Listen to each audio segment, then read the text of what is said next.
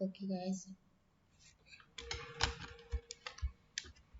इस वीडियो में हम करेंगे सिट्रस साइला, नींबू का साइला। जैसे नाम से ही पता है तो इसका हाउस प्लांट कौन सा रहेगा? नींबू। क्लासिफिकेशन की अगर हम बात करें तो इसका क्लासिफिकेशन ऑर्डर हेमिप्टेरा, फैमिली साइलिडी, और साइंटिफिक नेम की बात करें तो डिफोरेना साइट्री। और नेक्स्ट देखते हैं कि इसके जो होस्ट प्लांट हैं वो कौन से होस्ट प्लांट इसके रहेंगे? नींबू वर्ग के सभी पौधे।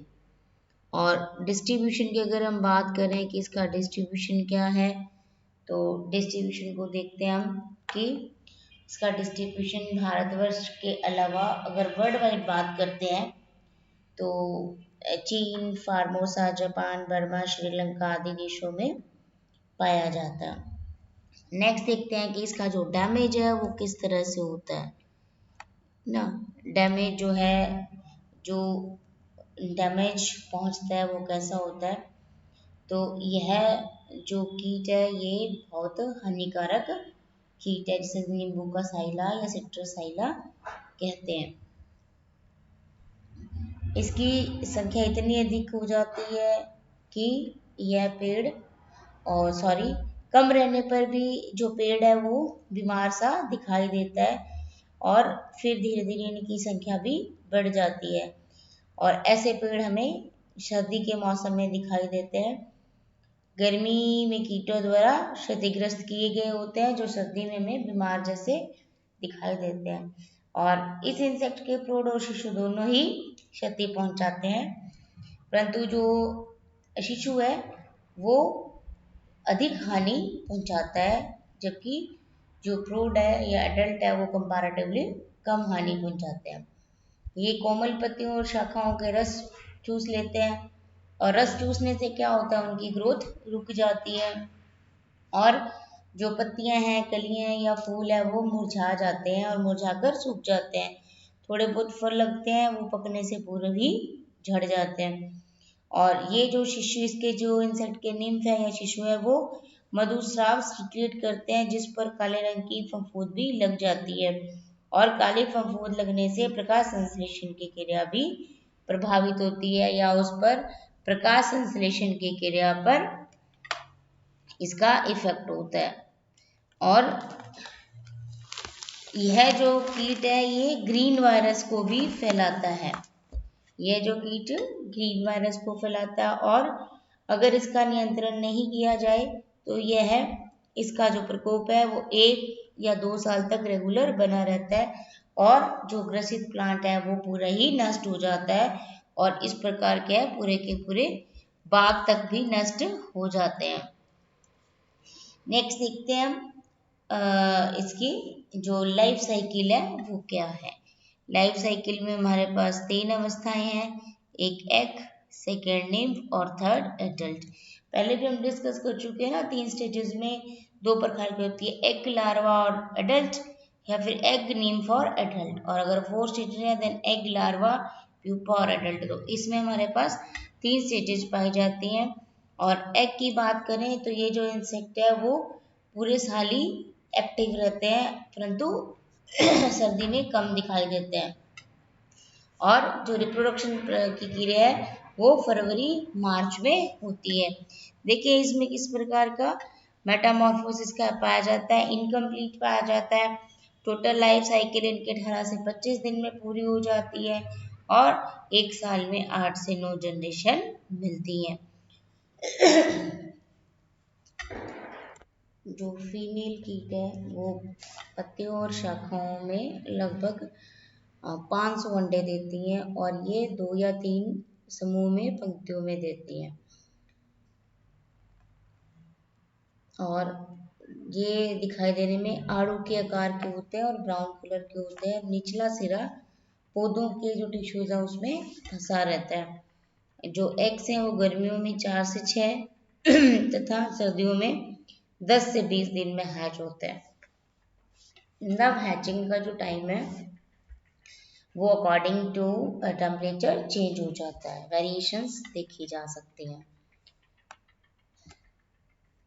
नेक्स्ट देखते हैं हम इसके जो निम्फ होते हैं वो कैसे होते हैं। अंडों से जो निम्फ निकलते हैं वो पीले रंग के होते हैं और एक स्थान पर इकट्ठे होकर जो कोमल पत्ती हैं उन्हें खाना शुरू कर देते हैं और बाद में धीरे धीरे पूरे ही पौधे पर फैल जाते हैं।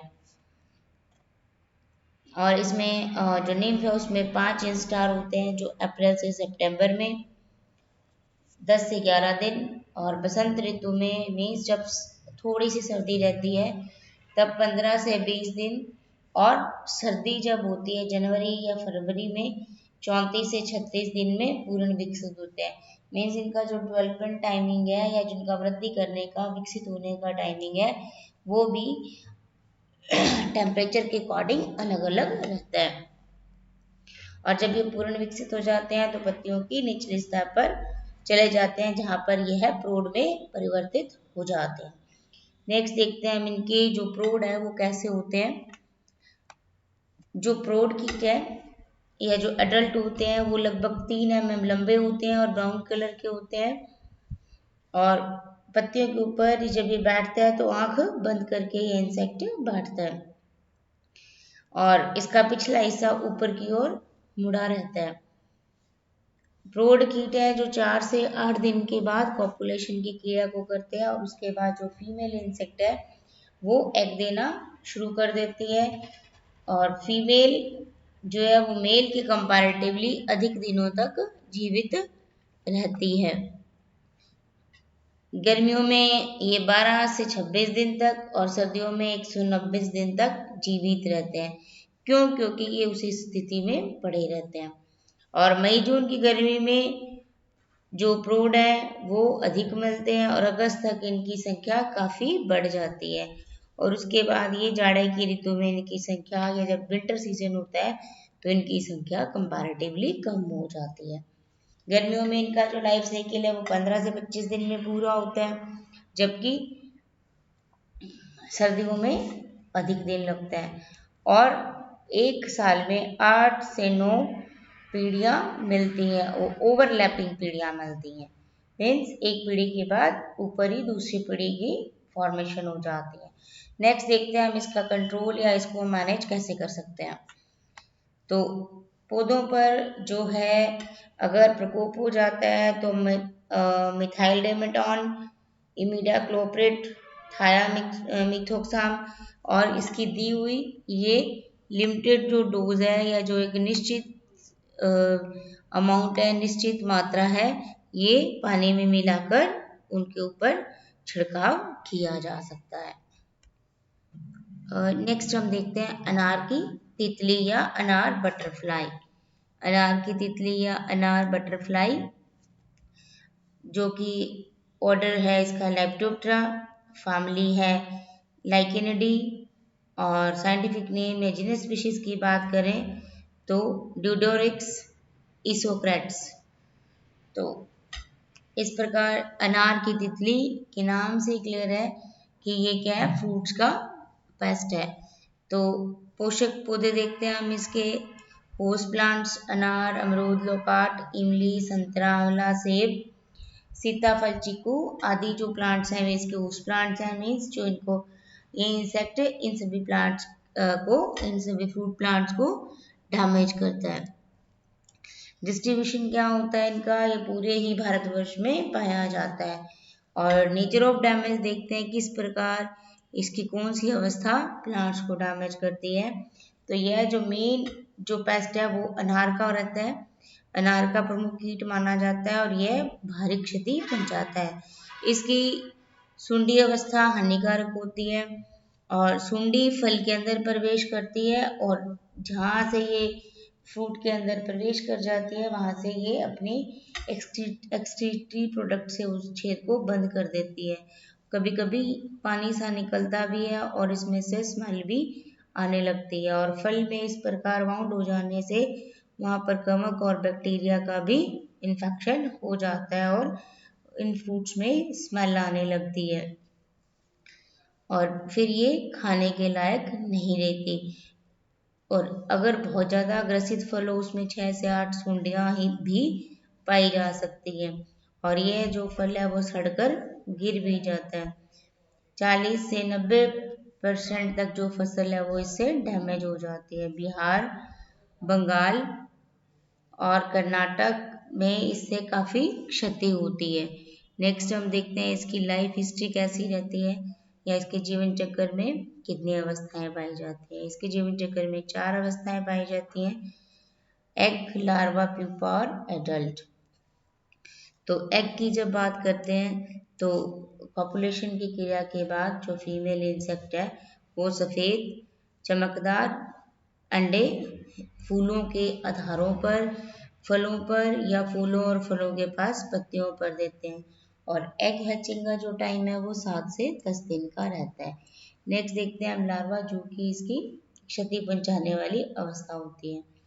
लार्वा जो होते हैं या जो सुंडी है वो पत्तियों को खाने के बजाय फल के अंदर प्रवेश कर जाती है और पहले इसके गूदा खाते हैं और फिर धीरे धीरे इसके बीजों को भी खा जाती है और यह शरीर से मजबूत होकर मटमैले रंग की और लंबाई लगभग 2.5 सेंटीमीटर होती है और इसकी बॉडी पर छोटे छोटे बाल पाए जाते हैं और यह फल के अंदर प्रवेश कड़े आवरण में छेद करके बाहर भी आ जाती है और धागे से बुनकर फल को तने से बांध देती है ताकि फल गिर न सके।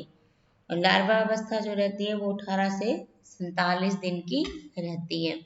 नेक्स्ट देखते हैं प्यूपा। प्यूपा क्या होता है कि लार्वा अपने बाहर एक कोटिंग या एक गोया बना लेता है, कोकून बना लेता है।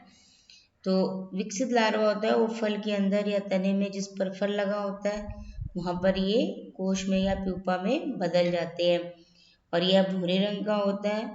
और जो प्यूपा स्टेज है वो 7 से 14 दिन की 7 से 34 दिन की होती है, जो मौसम के अनुसार चेंज भी हो जाती है। टेम्परेचर वेरिएशन से इसमें भी वेरिएशन आ जाती है।